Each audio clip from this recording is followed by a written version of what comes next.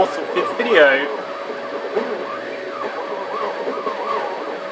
I've started printing spare parts from the machine itself. As you can see, that it's printing a replacement of one of these gears here.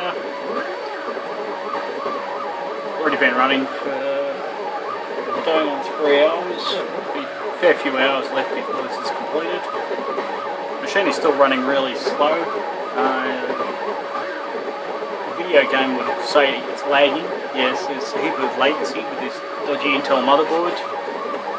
I'm going to buy the board next week and probably replace the machine with a brand new one, just so it operates a lot quicker than this, because it should be moving a hell of a lot quicker than this. So it was when I first built it. Unfortunately, the old board died. Anyway, this is an update on the latest printing progress. We're having a wonderful day at the moment. The ambient temperature inside the garage is 45 degrees.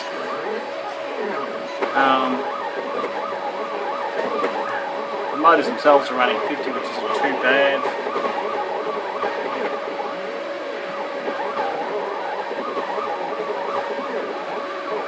Yeah, this gear's at 1.2 mil. It's got, I think, 4 times the width before it starts actually doing the centre hub.